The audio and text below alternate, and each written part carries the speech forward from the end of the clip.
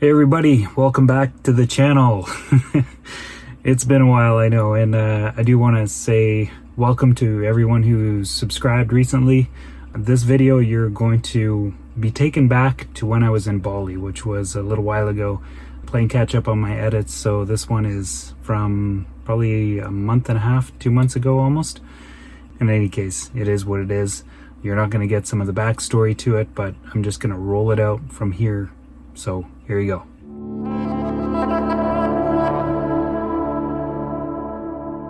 This is the part of the trip where I move on from this place. Got my dive gear ready to go. That'll get tied onto the scooter. I'll shove this one under the seat hopefully, and that's it. But this place has been a slice. I've enjoyed it. I've especially enjoyed hanging out with my daughter. But right now, this leg in the trip, her mom wants to have some personal space, just her and her daughter for a little while. We had a little bit of resistance around the logistics behind that because I flew all this way and I mainly just came here to see my daughter, but right now she wants to take a break with her. I don't want to share the details, not because I'm trying to protect something that I'm ashamed of within myself. It's just an interesting dynamic, and yeah, it is what it is. Yeah, let's go.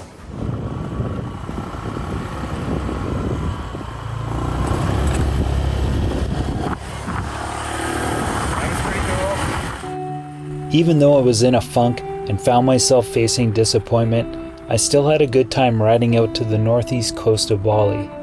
The road was smooth, full of twists and turns, and surrounded by some of the most beautiful countryside I've ever seen on a bike.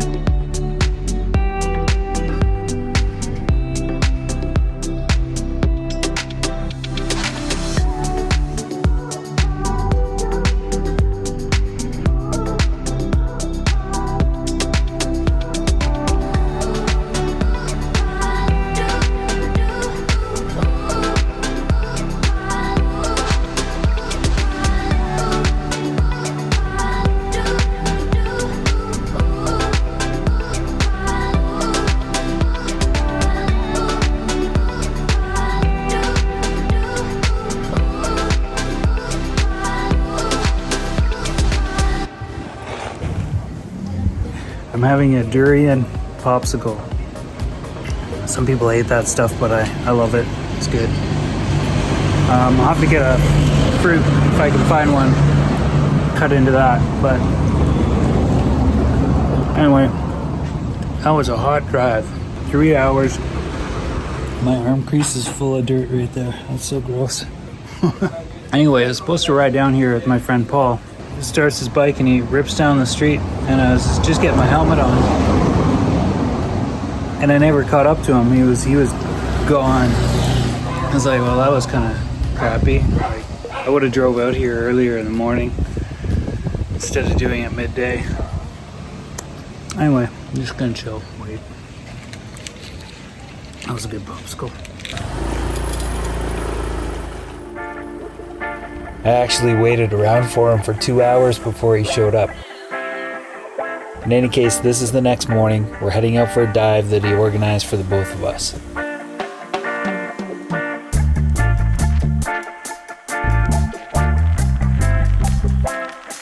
Alright, bikes go there. I gotta get the selfie shot.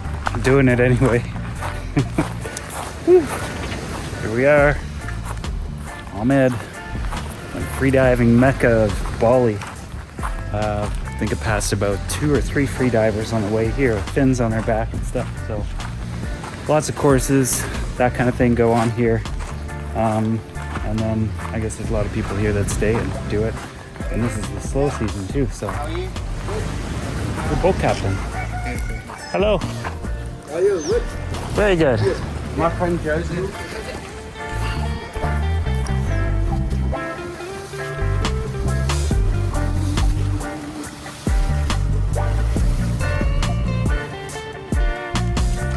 the barrel. Yeah, you got dressed on the way here. Why not? Yeah. All right. It's not my first rodeo out to the fad, so Oh, once we okay. get here, that's it, man. That's it. Tammy. There's one back that way. And there's a couple others around here. All right, I'm gonna suit up and jump in. So this was my first time jumping into blue water like this. It's deep and it's beautiful. There's even a part of me that wishes I had filmed more of the light rays beaming down into the depths. By the way, there's absolutely no way I'm diving down to the bottom at this location. I couldn't say exactly how deep it is, but it's probably well over 500 meters. Anyway, we came out here because Paul wanted to go spearfishing in and around these bamboo rafts called Rumpons. The Rumpons are built on shore and then moved out here and secured to a large concrete block which they sink to the bottom of the ocean.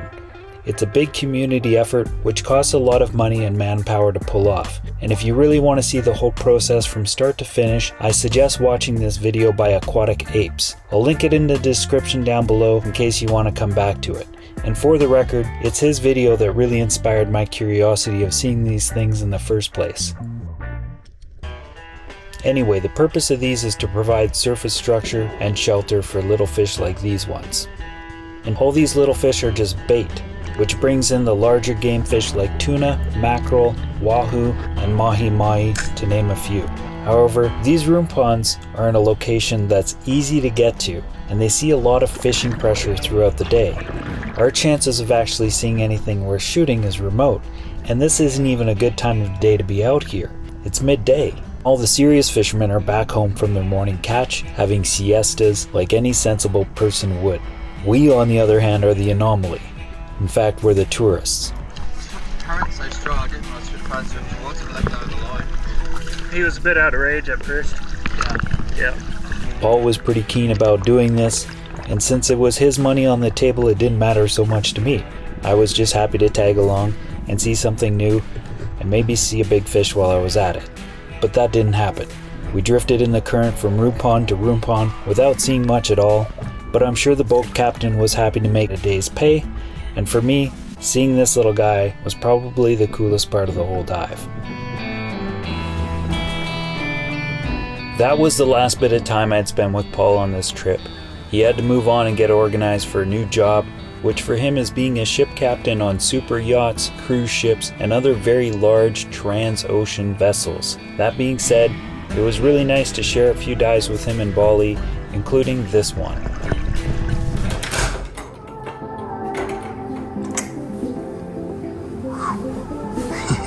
I got a kitchen.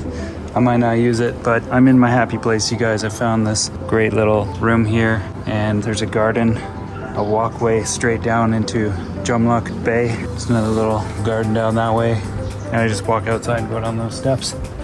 And yeah, here's my room. Dive gear's ready to go. Bathrooms in here. So, you know, it's actually all right. And there's this is the front door. So I also got this little seating area right here, and a little walkway, and there's the bike right there. Anyway, it is what it is. Kind of missing my daughter right now. This is the 2 weeks on the back end of my trip. It's like 2.5, 3 weeks where I don't see her. So it's just kind of the way things were planned out with her mom and stuff going on there. Anyway, I'm here. I'm gonna do some snorkeling. It's world famous, so I'm excited to check it out. But might as well show you the view.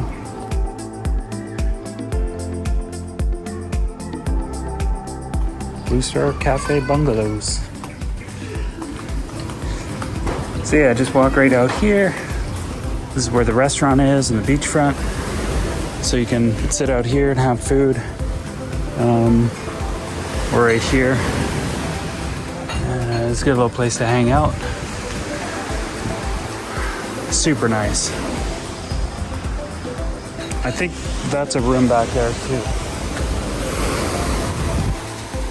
Fish boats. Anyway, they got the right idea. They're out there snorkeling already, and that's what I'm gonna do.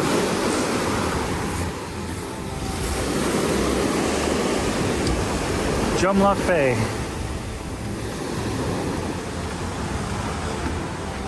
I'm kind of at this stage in my trip where all these sites sort of feel normal, everyday kind of stuff, but there's a lot of interesting stuff here to see and share with you guys, and I haven't really done that too much just because it's been such an emotional trip for me, and I've been processing a lot internally with the whole thing, just feeling things out mentally, spiritually, and I don't have answers to any of that stuff, and I can't really explain it, so I'm just gonna go get in the water right now and ground myself in the ocean.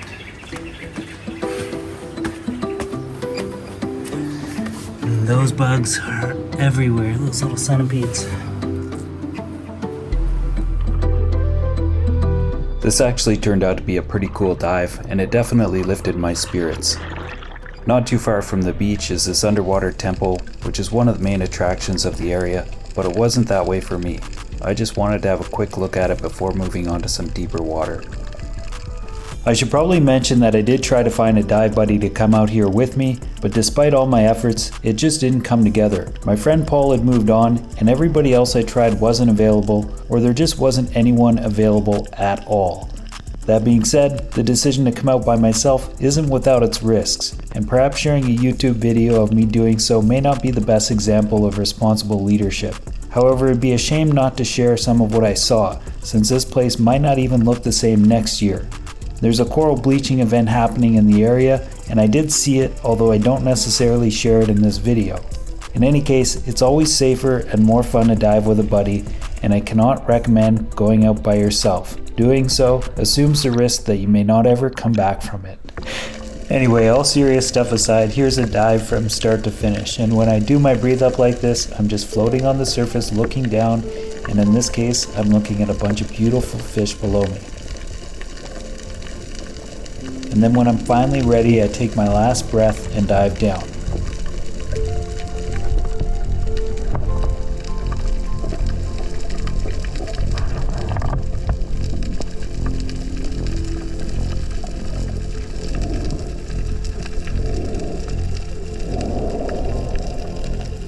I'm not really going to share too much on this one, I'll just let you watch it, but I'm going down here to look at some fish and try to imagine what it would be like to be a hunter in this landscape. It's quite a bit different from what I'm used to in the Pacific Northwest of Canada. When I get down to the bottom, I grab a little rock and just fiddle around with it. Sometimes that'll bring in some fish and pique their curiosity.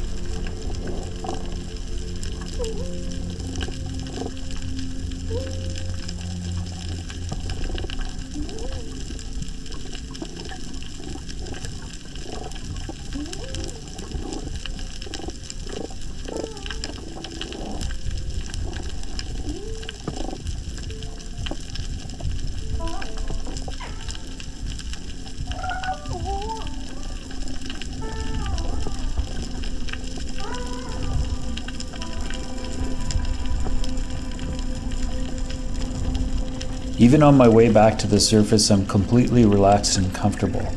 And if you're into freediving, that's something to practice for.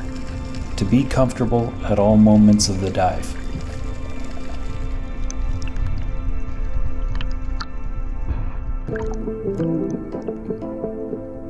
After that, I continued to hang out with more fish. There was a whole bunch of species that I've never seen before, and it was really cool just to hang out with them.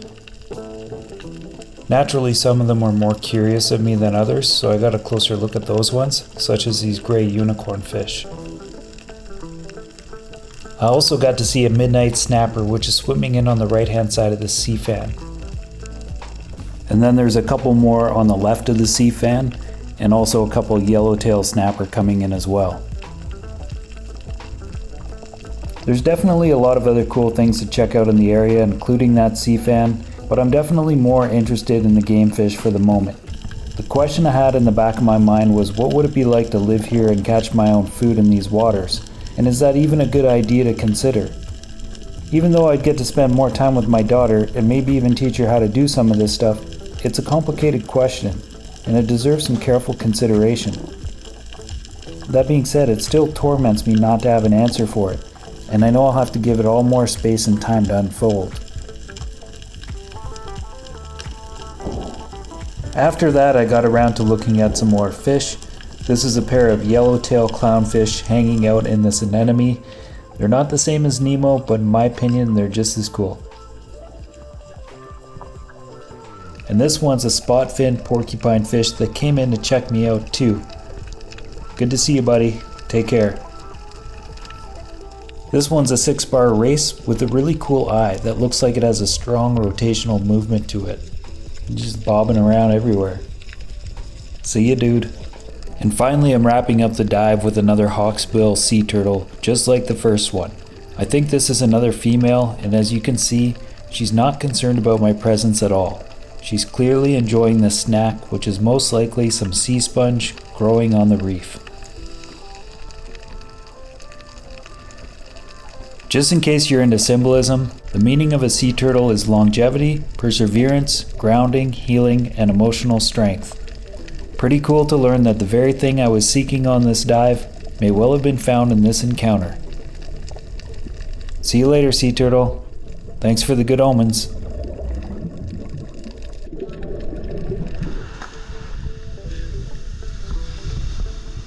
Alright, I guess still got the mask face on. That was pretty cool. That was pretty neat to see a bunch of different things, and yeah, I got out of the water because I was feeling like I needed to drink some water, which I haven't done yet. And then yeah, it was pretty wavy out there, the swell. It was definitely above 2 meters and it was pretty rapid, so my breathe ups were a little bit more of a struggle. It wasn't too bad, like it's still like doing a minute and a half on some of those drops, but yeah, I think if it's calmer, I'll probably be a little bit better. But pretty neat to see some cool fish down there. Really love the sounds under the water here. It's really neat. And some of those fish is like this. Brr, brr, brr.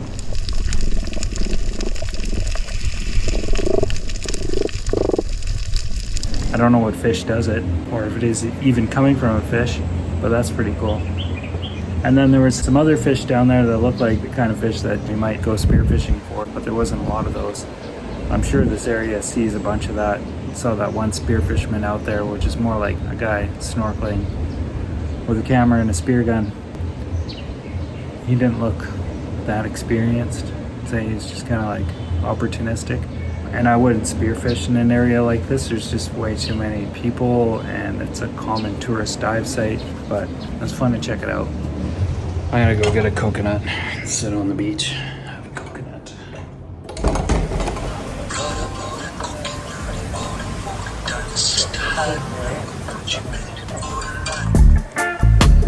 That's it, folks. Thanks for watching. Please give it a thumbs up and leave a comment, and also hit that subscribe button. It all helps me out. All right, take care. Much love. We'll see you later.